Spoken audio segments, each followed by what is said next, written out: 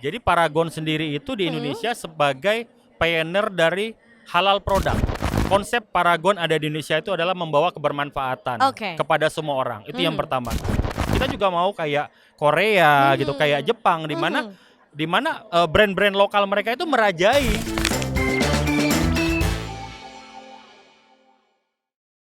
Hai Opal Gengs, ini adalah podcast pertama Opal di Trade Expo Jakarta 2022 bersama Paragon. Yeay. Hai Mas Agung. Halo, halo.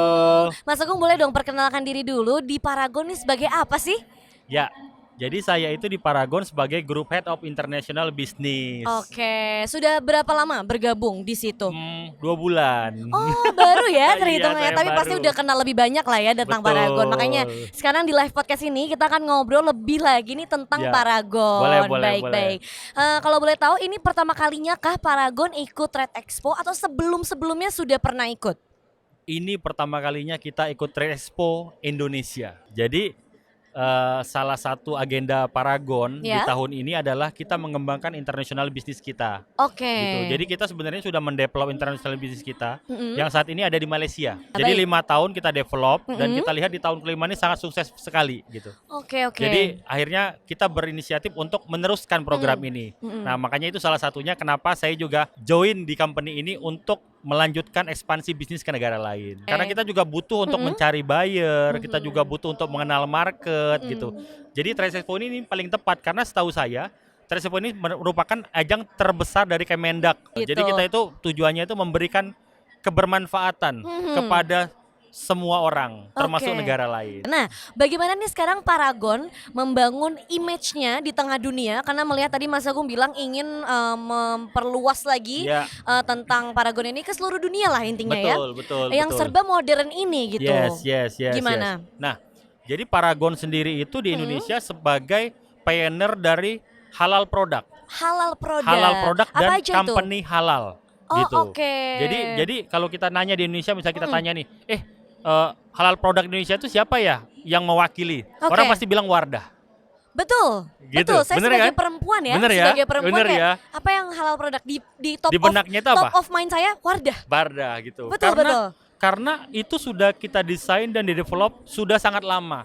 Bahkan Oke. sebelum halal itu menjadi sesuatu yang keharusan di Indonesia. Kita ingat di tahun 2006 ke bawah itu kan belum ada orang men-stated halal. Benar, Kita udah benar. stated halal pada saat itu. Oh, sudah start duluan Sudah start gitu duluan, ya. kita udah invest. Jadi kita udah membentuk ekosistemnya. Pada saat itu kita caranya sudah melakukan program reseller, masuk ke masjid-masjid, Oke. masuk ke komunitas-komunitas muslim Oke. gitu, masuk ke perguruan tinggi dengan membawa brand halal.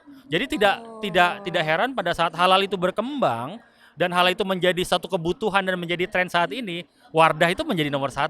Nah, melihat kayaknya kalau Mas Agung tahu ya, generasi Z sekarang ini kan Iya. adalah kelompok yang bisa membawa perubahan gitu Betul ya. sekali. Dan kayaknya yang paling depan gitu Iya, kalau dalam iya, perubahan. iya. Nah, sekarang saya mau tanya bagaimana kiat-kiatnya Paragon nih ya untuk bisa tetap hadir di tengah-tengahnya para generasi Z. Karena saya juga termasuk generasi Z kan ya. Betul. Nah, sebagai company sendiri, kita itu datang untuk memenuhi consumer needs. Oke. Jadi produk kita itu tidak terlalu stagnan. Jadi nama PT kita adalah PT Paragon Technology and Innovation. Image kita itu akan selalu berinovasi. Oke. Contoh, pada saat pandemi kemarin, kita tidak stop untuk berinovasi. Jadi Paragon sendiri nggak hanya Wardah sebenarnya. Oke. Kita punya Punya brand, apa aja tuh? kita punya brand Emina. Emina. Kita punya brand makeover. Makeover. Jadi kalau Wardah buat halal, makeover buat occasion kosmetik, Emina buat teens kosmetik. Nah, pada saat Oke. pandemik kita malah mengekspan produk kita. Kita launch produk baru lebih banyak lagi. Wow. Jadi contoh kita mau launch Cuff. Cuff itu adalah Cuff, ya. men's care, Betul. ya kan? Untuk menjawab kebutuhan halal terhadap men. Oke. Kita juga melaunch yang namanya Labore Sensitive Skin yang mahal banget sebelumnya. Kita launch dengan kualitas bagus dengan harga affordable gitu ya. Yes. Terus kita juga punya brand namanya Tavi. Jadi Tavi ini scientific skincare. Yang seperti sekarang ini kan lagi genrenya kan lagi tinggi nih scientific Benar, skincare gitu betul, kan betul. ya. Ya saya nggak usah sebutin merek tapi banyak lah tapi sekarang saya paham ya. Terus kita juga nge-launch juga yang namanya Wonderly, which is serum body lotion. Wonderly, ya, saya juga sekarang tahu kita itu. sama-sama tahu banyak skincare yang Betul. sekarang mereknya S depannya ya. Betul, Luar biasa. iya. Jadi kita juga compete di situ. Oke, Jadi oke. kita berusaha untuk selalu come and join with customer needs. Jadi sometimes kita itu yang membuat marketnya gitu. Jadi kita itu, makanya Wardah itu adalah pioneer. Kita selalu di depan gitu. Saya sampai hafal loh produknya tadi Mas Agung sebutin, saya nggak ada yang nggak tahu. Berarti kan lumayan bener ya. Betul, lumayan arah bener. pergerakannya ya gitu. Karena sudah dibuktikan langsung dengan saya di sini ya. Nah, di tengah maraknya beauty product seperti Mas Agung bilang sekarang beauty product wah melimpah banyak sekali. Datang nggak cuma 1-2 gitu ya Mas. Betul. Gimana nih Paragon memandang tren tersebut gitu? Karena apa-apa sekarang kayaknya beauty product tuh launchingnya nggak habis-habis gitu Mas. Iya. Yang pertama, konsep Paragon ada di Indonesia itu adalah membawa kebermanfaatan kepada semua orang. Itu yang pertama. Terus yang kedua, kita itu melihat orang lain itu bukan sebagai kompetitor sebenarnya, sebagai partner. Karena kita sama-sama orang Indonesia yang mengembangkan bisnis di Indonesia. Betul. Kita lebih suka sebenarnya orang berkembang gitu. Berkembang, mengembangkan ekosistem halal, mengembangkan ekosistem beauty bersama-sama gitu. Nanti tinggal kita berkompetisi satu sama lain dengan cara yang sehat. Tapi itu sebenarnya sudah sinyalemen baik buat bisnis, terutama beauty di Indonesia market gitu. Karena memang tujuannya sebenarnya seperti itu. Kita juga mau kayak Korea gitu, kayak Jepang, di mana brand-brand lokal mereka itu merajai gitu. Nah, kita memang kalau kita seperti apa ya, kita balik lagi, kita kembangin terus dengan inovasi-inovasi seperti tadi. Jadi kayak Wardah nggak berhenti di satu series, kita punya banyak series, ada Lightening, CD Fast, Nature Daily, White Secret, macam-macam kita punya. Jadi kita terus kembangkan produk kita untuk menjangkau segmentasi baru yang muncul di masyarakat. Betul. Saya setuju sekali dengan Mas Agung. Kayaknya kalau melihat keluar ya, kompetisinya pasti banyak ya.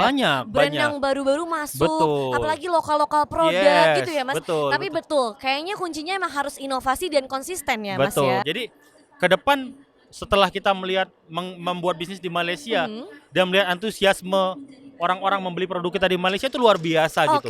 Nah, kita juga mau nih produk Indonesia ini nggak hanya ada di Indonesia, nggak hanya ada di Asia Tenggara. Kita juga mau produk kita contoh kayak di Middle East.